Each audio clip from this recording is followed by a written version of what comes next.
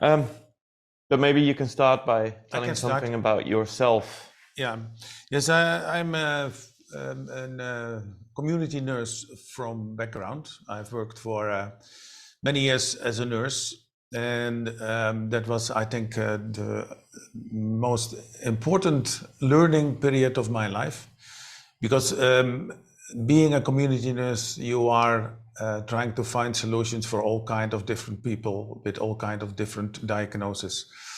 So when I had been working as a nurse in, I think, a very ideal environment in the 80s of the last century, because I'm already 62, then a lot of changes in our system became quite a big burden for both patients and for the nurses.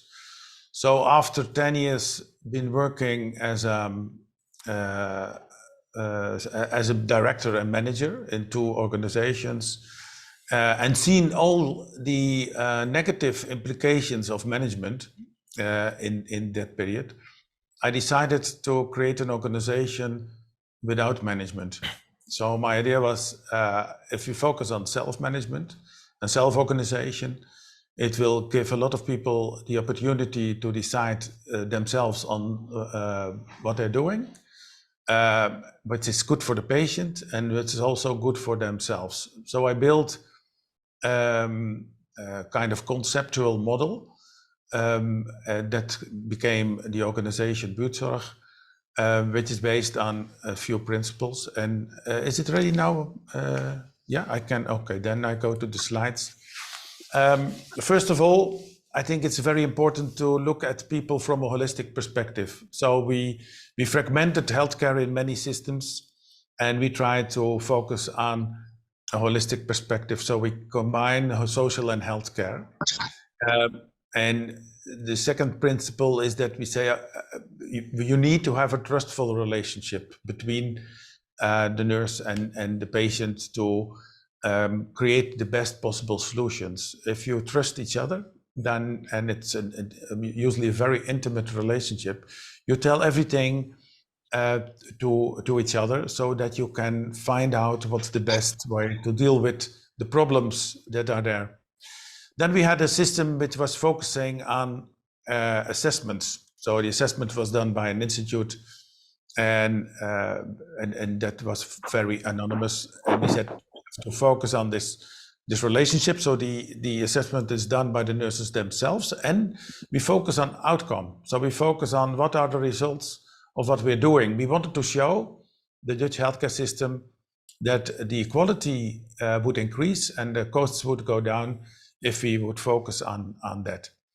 Then we said there's a lot of burden for nurses and healthcare professionals in administration.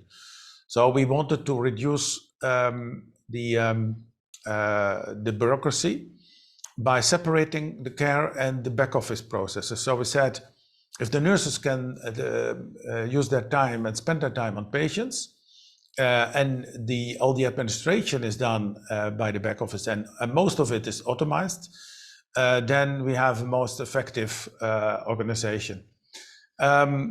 We created our own IT company. So I worked with some friends who were very smart on the IT side.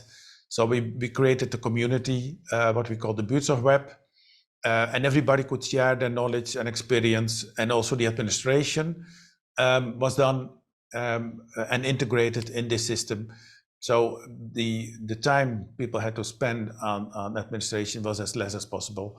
And we needed, by using this IT system, we needed as less as possible overhead. So the overhead costs should be very low, so we could use the money for the nurses. And the last and a very important principle was the scale of the neighborhood. So I already said that the informal networks in the neighborhood can offer a big part of the solution. If you create social connections between people, people can do a lot of things for each other in the community. So these were the main principles. Then, and if you look at the IT system back then, because it was 2006, and it may sound pretty primary at this moment, but there wasn't anything available of that kind at that moment. So since we went all around the world, there was one consistent factor in nursing stations, and there was shelves full of these blue folders against the wall with documents that no one ever looked in, but were just there for sort of legal reasons. And this was taking up a lot of time and pressure, and it's still going on in many parts of the world. Okay, thank you, Thijs. Now then, the model was quite simple. Or the concept I worked in the 80s of the last century was based on small teams. So I said we are going to create for every neighborhood who wants to work with us a team of nurses. The nurses created these teams themselves. So every time again. There was a group of nurses, usually 4 or 5 nurses, who said, we want to create a team in this neighborhood in Amsterdam, for example. Then we found out how can we do this. They made a plan themselves and they started, and everything usually went well. So it's a community care model based on the idea that the nurses should organize and decide on everything themselves. The scale of the neighborhood is around 5,000 to 10,000 people at the maximum, because then you have, for example, 4 GPs, doctors, you have a physiotherapist, you have a pharmacy, and so on. So you can create all kinds of informal networks. And the responsibilities of everything, scheduling, deciding what to do with the patients, is completely with the nurses. But by automizing a lot of things, all the information was in the system. So we have a lot of data. We have, at the moment, we have had 1.5 million patients throughout the years. So we have a lot of data based on all the registrations, which is done in the system. If you look what happened, we started just as one team. I started to work again as a nurse myself in 2006 and joined the first team. The teams were growing very fast because a lot of nurses saw this as the most ideal solution. They wanted to work in an environment where they have autonomy and where they could do what they think was good for patients. So the nurses grew from 4 till 10,000 now. And the turnover also grew from €400 to almost €500 million now. But it's still, the financials are still on one sheet. So before I became a nurse, I had a few years of economics. And I said, we want to create a very simple financial model. So on one side, the income is based on the price per hour. And the costs are based on a few different posts, and that makes it very simple. So all the teams know what's coming in and what's going out. And as long as there is more coming in than there's going out, we're doing very well. So we have 15,000 people at the moment. So we have all some different other parts within buurtzorg. I'll come back to that later. We have 50 people at the back office. We have 21 coaches, and we have 2 directors. So that's how we are organized. And this is throughout the years the same. So we don't make all these plans, strategic plans, policy plans, and so on. We do year by year, we do the same, only usually a little bit more. That's it. Then there was a lot of discussion about, can you do this on every education level? And what we started in 2011, I think, 2012, was buurtdiensten. That's the delivering domestic care. And we also took over at a certain moment in 2016, we took over 2,400 care workers from an organization who got bankrupt. We had 24 meetings. We asked them, do you think you can organize the work yourself? Most of them said yes. So we put them around tables, for example, for 10 people who were working in the same neighborhood. And these people started from one day to another to work in self-organized teams without training, without a lot of preparation. And it became the most profitable part of the organization. So we decided last January to raise the salaries for these people. So they now feel themselves more rewarded, and they see themselves as professionals who learned a lot of new skills by the way they're working. So it was a beautiful experience. Then this is our model. It's called the onion model, the vision on how we look at healthcare. So the focus should always be on the client, but of course every client has a history, has a network, has a coping strategy. So what we say is you have every time again, you have to go through learning these patients and see how you can support them in a way that they become as independent as possible. So of course, every situation is different, but what we try to do is make ourselves not needed anymore. And that's, if you look at commercial organizations in general, that people found it a bit strange. They said you can deliver hours, you can earn a lot of money. Why are you making yourselves not needed anymore? And that's our purpose. Our purpose is that we see that if people can live a long and healthy life without support, it improves their quality of life. So this is what we are doing and what every nurse is doing every day with every patient. This is our back office. So I already said 50 people. We try to support the teams as best as possible so they don't feel that the office is telling this or the office is telling that. We take care for all the financial things, the charging of the healthcare. We have agreements with all the health insurance in Holland. We have 3 different systems, and we try to simplify all the things we are doing on the back office. So there is a lot of continuity in what we're doing there. These are all new services we started. So I already mentioned buurtdiensten, but one of the most fast growing parts is buurtzorg. That's a mental care. We work with psychiatrists and psychologists and psychiatric nurses. We do maternity care, we have youth care. All these parts are growing by themselves. So there are a lot of people who are applying for jobs and are very happy to start a new initiative. So we are now in a stage that we say we are not going to solve the problems anymore in many countries with the way we are working. We have a shortage of nurses, healthcare workers, and the demographics show that we are in need of new solutions because the amount of elderly will grow the coming years in a speed that we have to find new solutions. What we thought was we are going to start a transition program. So we build on what we already had, and we said we're now focusing on how can we influence the infrastructure of a neighborhood so that we can change also the health and health status of people, not with doing more, but with doing less. One of the things, for example, what we're doing is working very closely together with the GPs. So we said if we combine the work of community nurses with the work of GPs, our idea is that we need less people to achieve the same quality. The other thing is that we are going to work more and more together with informal carers. So we said we have, throughout the country, we have all kinds of groups of informal carers who want to do more. And we said, let's work closely together.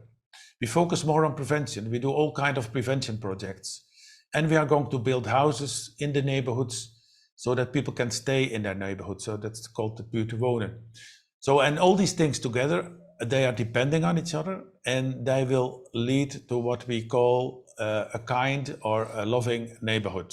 So that's all the hearts for. So we said we need caring communities, loving communities, and it will be the next stage of development. So I think the coming 10, 15 years, we will focus on this.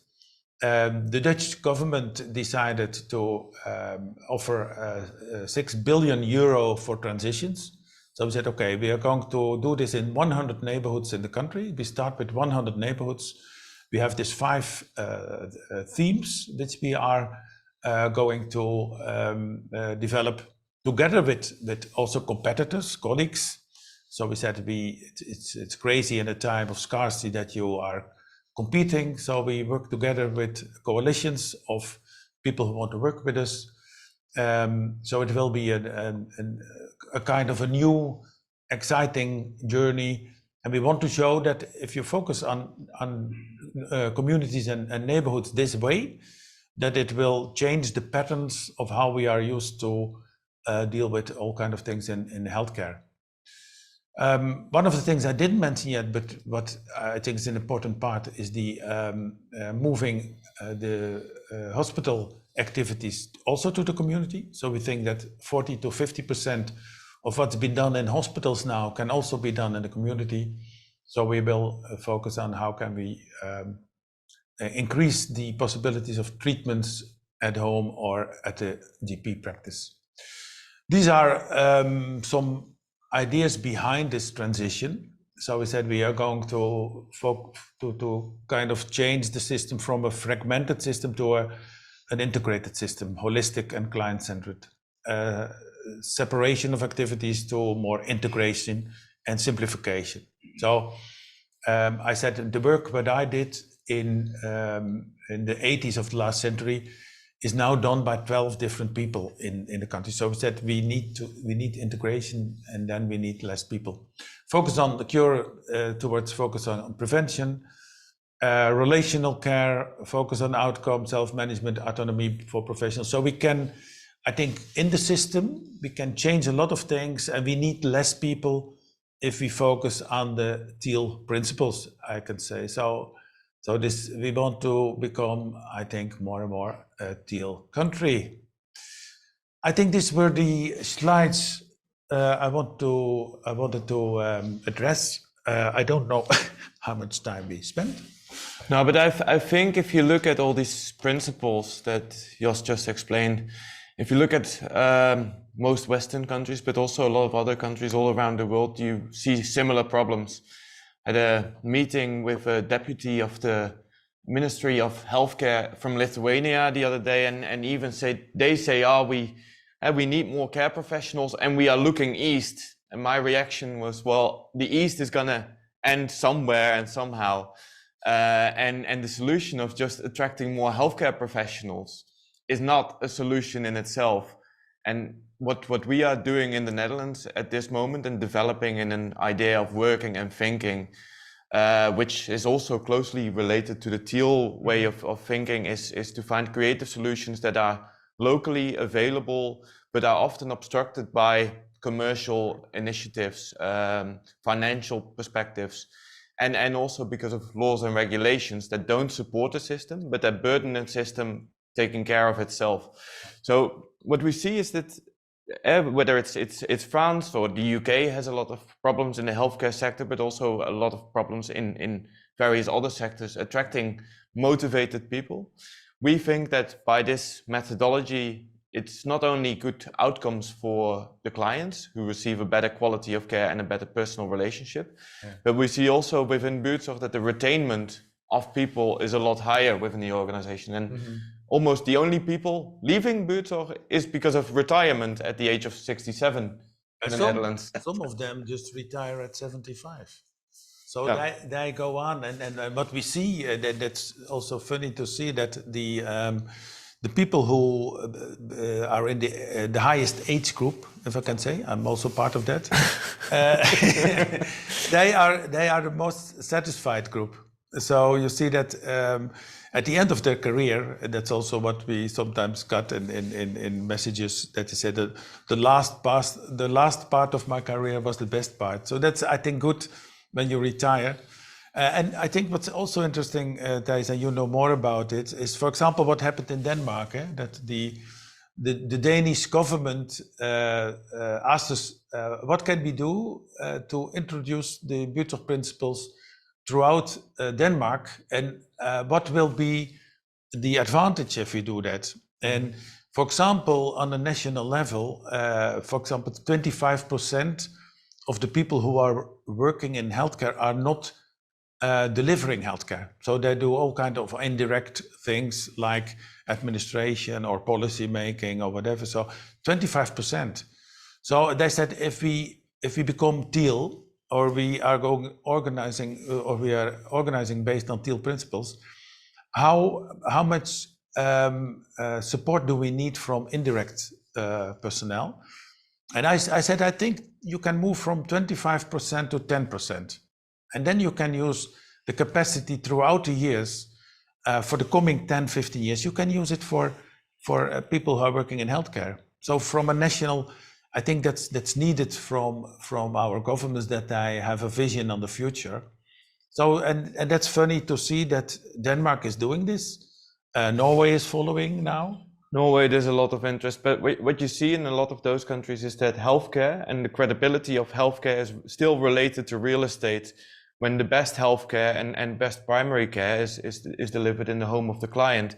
So these things don't connect. So what you see in the municipalities in Denmark a lot, where we have a lot of pilots and programs starting, is that nurses are still asked to come to an office, a centralized office within the municipality every day, before they return back to their neighborhood to start providing the services which they do in an autonomous way. And at the end of the day, sort of clock out at this centralized office again.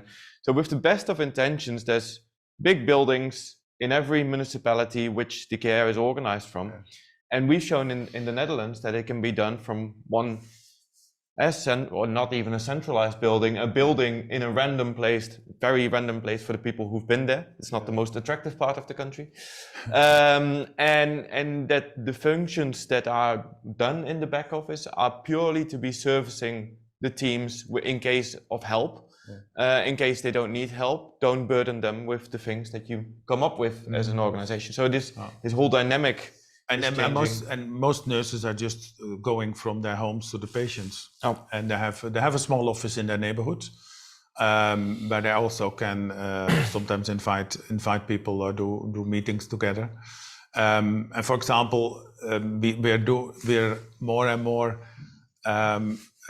involved in also other teams like poverty and people with homeless people. For example, we're doing now a wonderful project in Rotterdam, where we work together with the street doctors, and we try to focus on prevention for homeless people who are living on the street and have wounds and problems. So the integration in the community is growing throughout years, and it's wonderful to see, because it's also for the nurses very attractive to have a large variety of activities. So and from an organizational perspective, you can see that we are all the time expanding the services. So that's so all these things, I think, are built on a few simple principles. And Frederick Laloux was the first one who wrote it in a way that I think we recognize it completely, what he said. And so that is what we are going to do in the coming years. I saw some comments popping up at the bottom of questions that are many at the moment. So I think it's a good moment to start. What do you reckon, Philip? If we just pause for a moment, first of all, thank you so far. And I'm noticing questions coming in on the Mentimeter and positive affirmations coming in on the chat. So let's just recognize that. There was one comment that's just come up. To the both of you, I know you get lots of invitations. I don't know how many kiss emojis you get. We've had a few of those. There was one that said, "This is really inspiring, and how lovely to hear about a teal country." Kiss emoji. We could, I wish we could all live in a teal world. And there is a then actually the questions and comments are coming through. Some are fascinated as nurses, and some are fascinated as coaches, and some are fascinated as organizations who are growing and scaling from one country to another one. And that's what you're doing. You are taking the theory and the concept from one healthcare model and you're expanding. And I'm just going to paraphrase some of the questions about that expansion, first of all. And Thijs, you're leading this. What are your hopes and fears for expansion beyond Holland? My hopes and fears. Yeah, that's a pretty broad statement. What I hope is that for a lot of countries who haven't sort of conformized to this MBA way of thinking yet with regards to healthcare, that they will be able to skip this step to prevent creating a lot of shortages when it's not needed. And that is one of the hopes. Another hope is that where we started with now a project in Switzerland that's looking very hopeful outside of SpeedX, because I saw some comments coming past in the bottom. We had a collaboration with SpeedX, but unfortunately, because the size of the organization, it was very difficult to continue this. But that from small initiatives within certain communities, larger organizations will follow by example of doing the right thing, and these regulations will change in a place that are often very outdated and based on very ancient principles that are not applicable to healthcare in the slightest anymore, and based on control. My fear is that in some places, the UK is an example where you see that there's a complete infarct in the primary care setting, that it will get a lot worse before it gets better in the primary care sector, and that people unnecessarily will suffer from this. But on a positive note, what I've seen throughout the past years is not that only the Buurtzorg name is out there a lot more. Before, if I compare it to 5 years ago, and I would ask a group in front of me that how many people had heard about Buurtzorg before, it would be 10-15%. These days it's over half, and people are very in line with what self-management can mean for the future. Hence also the Harvard Business School case study, where it's put into very mainstream sort of context. So on that regard, in all sorts of organizations, you see that this way of working is the future, and the future has actually started already. So that's very positive. Yeah. So I'm just going to build on that with one more question about the expansion culturally. You've talked at the very beginning that Buurtzorg as a concept is about community and network, and you said that concept translates well around the world. There's a question prompted by Otti in the comment as well, which is about values. How well are you finding you can translate your shared values into a different cultural context in the different markets you're working in? Shall I answer that? Yeah, if you feel like it. My idea is that when I started, I looked at the vision of the World Health Organization, and what you saw was that the development all over the world is quite similar. That's one thing. So focusing more and more on community care, it's a strategy that you see in a lot of countries. If you talk with nurses all over the world, and I've been, I think, in 50, 60 countries, and as a nurse myself, you have a common language. You see that when you're talking about what is good healthcare, that usually doctors and nurses have similar ideas about that.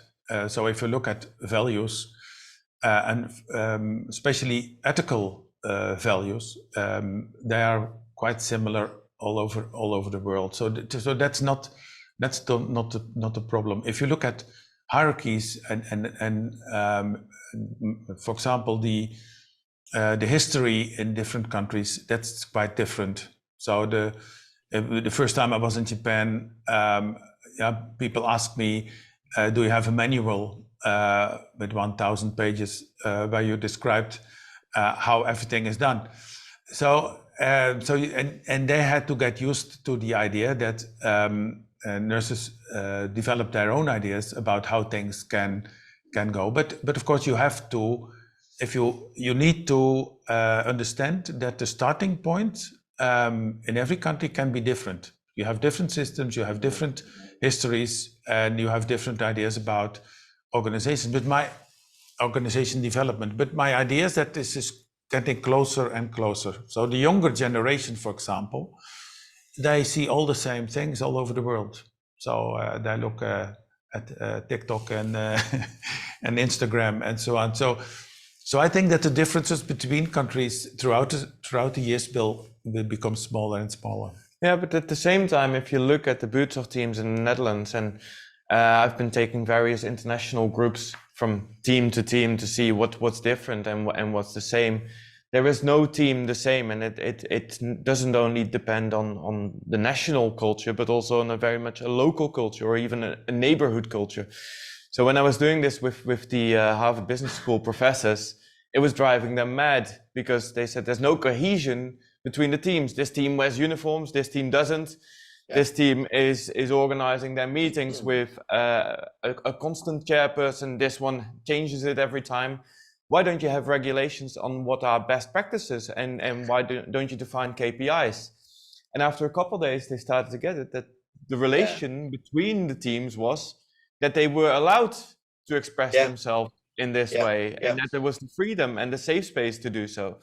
And you see in a lot of countries where we have partnerships or projects or pilots, that it takes a while for this culture to be built, because you can't implement a culture.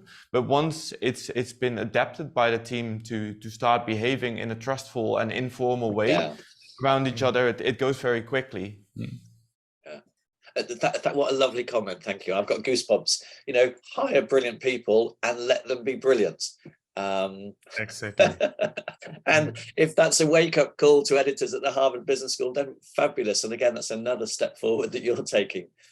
And I'm just going to pause for a moment. There was lots of questions about resources. And again, you are generous in your community in sharing resources. And I'm going to share some links in a moment. There's the Harvard Business School case study. Tim shared a link for that. Some people have, thank you. In a moment, I'm going to share a link to the video resources on your website and your Spotify and Apple podcasts. So I'm going to put those links out there in a minute for people. And I do want to just come back kind of closer to home, actually, to the core business and some questions in Mentimeter. I heard you say that part of your purpose in nursing and care is to make yourselves not needed anymore. And that made me think about you, Jos, and about the power of a founder. And there's a question here, which is, you know, you are still the founder. Well, the question is, how are you treated in the company? And do you feel you have too much power in the organization? And I want to push that even further and say, what happens when you do retire? Are you needed still? How can you manage that as the founder? Just by not doing too much and not being there too much. So I think that's I think it's a very important question, because I'm asked a lot, but what happens if you're not there anymore? Perhaps I'm still on this earth, but not in Buurtzorg.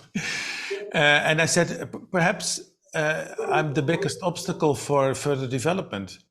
So I agree, Philip, that there is a lot of influence if I say things, so I should be careful with saying things. So if I write my blogs, for example, I try not to write it in a way that my opinion is too important, but I can't ignore that a lot of people think my opinion is very important. So that's a real important thing. What I see within Buurtzorg is that a lot of experienced nurses are seeing me on a kind of equal level. So I have friends all over the organization, nurses who are the same age, with the same experience and the same background, and they feel free to say anything they want. So I usually use them also to criticize me, and there are some who are doing that very, very good. So there's one nurse in Utrecht, and once in a while she asked me, then she sent me a message and said, it's time for a dinner, Jos, together, because I see some things going on which are not very well. So And the last thing I want to say about it, working with two of my sons is also very helpful. Yeah. So, And I just want to contribute one thing to that, because early last year, about a year ago, the five of us, Chantal, who's leading Buurtdiensten, the social care company that's connected to Buurtzorg, Gonnie, the co-founder, Joost, my youngest brother, and I were in Cuba for a prevention project, and not on how can we implement Buurtzorg in the Cuban way, but what can we learn from Cuba. And people were amazed that the five of us were gone. And how do you trust to leave the company behind? And it was not until some other people mentioned it that we even thought about it in this way, because it's a self-managed organization. If things are organized and set up in a way that you're not needed, that's the same paradox as the care. If you organize the networks around the client in such a way that you're not needed anymore as a nurse, then you've done a good job.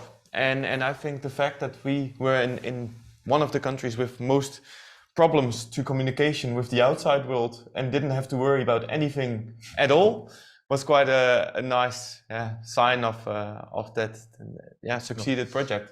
it's not depending on us. No. Oh, lovely, thank you. There's 324 people online.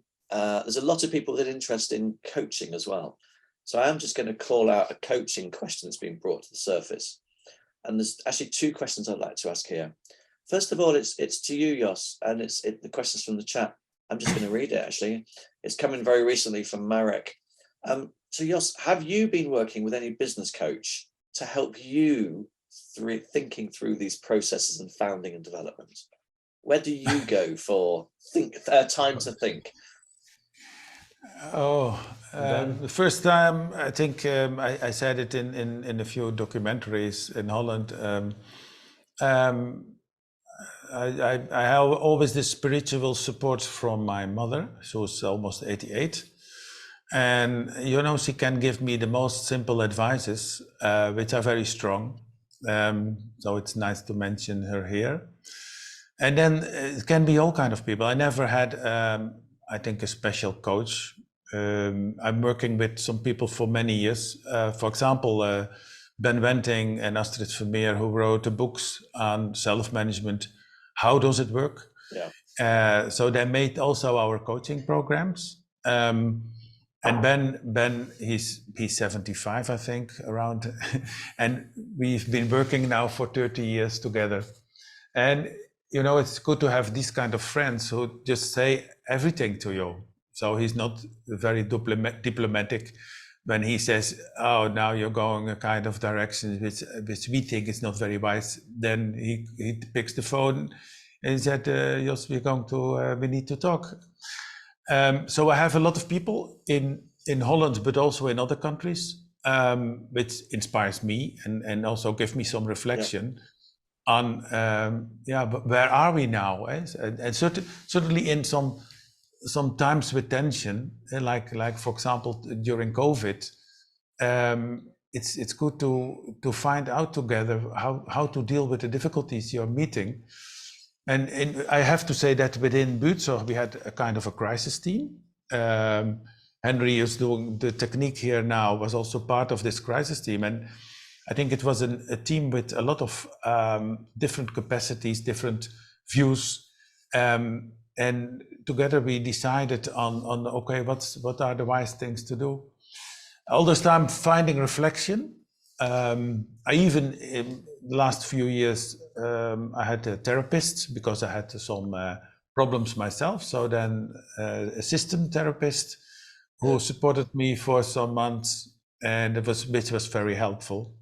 So these are... So your therapist is your business coach? Yes, in some way, I think he was, yes. And, you know, thinking about yourself and where you are in your life and what you're doing and what the impact is on your environment, I think that's good. But there can be all kinds of different people around you. Yeah. Thank you for sharing, you know, this spectrum of resources, whether it's your mother or the colleague that wants to talk to you over dinner or the therapist. We all need, you know, and you acknowledge your own awareness and consciousness and your own impact and power on the organization, and actually to spend more time to think about the system, I think is hugely important. So thank you for sharing that. I'm just sharing a link in chat to a video that people might want to refer to afterwards about your principles, and you refer to this thinking as well, this consciousness. I also want to pick up, you referenced a book then that was influential to you. And I want to say, could you repeat the title and author of the book? And I'm going to ask someone to put the link in chat. So again, people are asking me what the reference was. What was the book you referred to? Self-management, how it does work, and it's written by Ben Wenting and Astrid Vermeer, but it's more a book that's written about Buurtzorg. So when we started from a practical but academical point of view, they started to write down what was happening within Buurtzorg and the structures that they were recognizing that could be important for teams to not has as a defined guidance, but to have as a sort of inspiration how they could set up these structures within their own team and a sort of reference point. And even though the book is quite a couple of years old now, you still see it when I visit teams all throughout the country. You still see that when they have questions or when things are difficult, they refer to this book and to see what is the suggestion if we have a conflict, how do we find a solution? If meetings are difficult, how do we make them more efficient and outcome driven? And it's not a very thick book. It's quite practical, but you see that it's a lot of help for the team. And we developed the book during the development of Buurtzorg. So we said all the teams face the same kind of issues. So you can use it as an inspiration for and we also made some education programs based on the experiences and so it's all very what's important to say about it is it's a very consistent way of looking at problems and solutions. So we call it the solution-driven interaction method. So we said if you focus the whole communication on what kind of solutions are helpful in this kind of situation, then it gives another energy. Then you focus on analyzing the problem as deep as possible, and ask yourself who's guilty of this problem and what are you going to do to punish these people. But it's usually what a very different strategy, but what happens in management. Thank you. I've also, I mean, that's an example of you open sourcing and sharing your experience, and you've done that in your podcasts, and I've just shared the link to the podcasts as well. Coaching is a big topic here today. The number one voted question in Menti is specifically about coaches, and you said that in your head office you had very few managers and you had more coaches, and the question is, can you explain how the coaches work and how they contribute to the organization, and how are they chosen, and what training do they have? Just to correct one couple of things, there's no head office, there's only a back office, and the definition, but it makes a clear distinction between supporting and controlling from my perspective. And there's no few managers, there's no managers. So that's very, very few. Because you can see me as a manager, but I'm the worst manager you can have. So, and that's good. That helps a lot. But about the coaches, it's very important when we started, because it's an important question. What kind of profile do you see with a coach? And one of the most important things is that the teams have to see the coach as somebody who is very accessible or available. And but I think what's very important for the coach is that they are able to connect with every team based on a neutral position. So the teams come with all kinds of different questions to these coaches. The coaches have to be able to listen, to just accept that this is happening. No judgment. So a certain background can sometimes be very difficult when you in your life developed all kind of judgmental things, then it's not helpful. So being open, social skills, communication skills are very important, but also the flexibility in being able to deal with a lot of different kind of topics in the teams, and of course enjoying the work with a lot of different people, because usually when the coach is asked to support, usually there are problems, because otherwise they don't ask the coach. So finding the kind of what I always said was try to stay relaxed in an exciting situation, and if you can stay relaxed and can listen and can advise the team in a way that they can solve their problems themselves, and they don't need the coach the second time they have the same problem. So the learning process in the team can be supported by the coach. These are some of the perspectives of a coach, and of course they are all different. They all have different personalities. They work in different groups. So we form 3 different groups of coaches. So they reflect on all the different and difficult topics with each other in kind of intervision group. So they're also developing in time some new insights.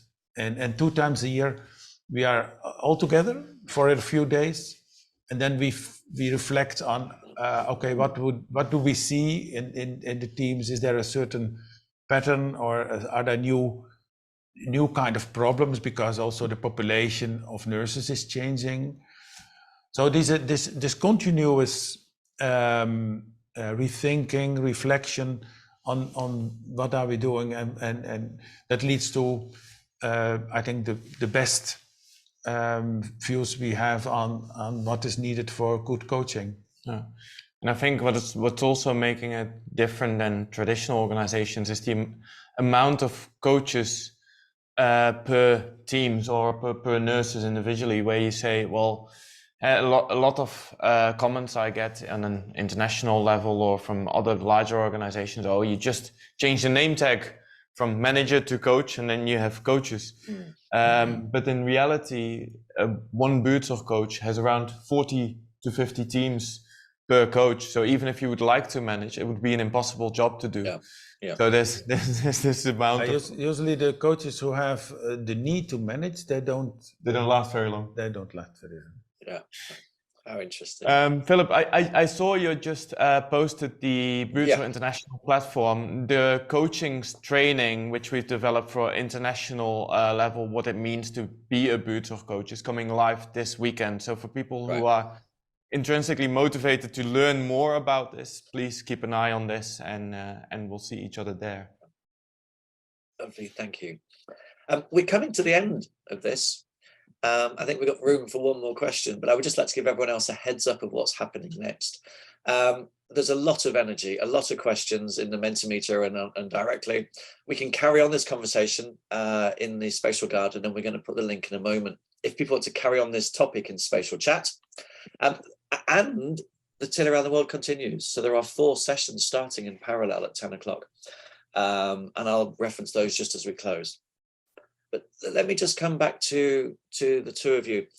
There's something I really love that I learned about Buurtzorg a long time ago, which is one of your key principles is asking the right questions. And I love that. It's the curiosity of asking the right questions. I'd like to ask the both of you, is there a question that's a right question for you now? The right question now. Yeah, I think doing what creates positive energy, and we have the chat up here, and I see a lot of positive energy, and that makes it a lot of fun to do this. And it's the same energy that we see with a lot of teams and during the Buurtzorg Festival as well, that makes it valuable to do these things, and on international projects, giving and being returned this wonderful energy that is the symptom of asking the right question. So I think we've done it all along today. Lovely. If I can add something, I think the most important question for us is all the time how to stay close to very simple human principles, and all the time just take that as the most important thing we are building our organization on. Lovely, thank you. What's happened? So we are coming to a close now, actually on behalf of this whole community. So there's currently 320 people online from all around the world. There's been this lovely energy. Just on behalf of everyone, I would like to say thank you to both of you. But thank you for being here now. Thijs, you're going to be here again later on. So I understand you're going to be in a panel discussion later today. So thank you for that. Absolutely, looking forward to it. But on behalf of all of us, you have been contributing your story, your experiences, your hopes and fears all the way through, and we're all grateful for that. Thank you very much.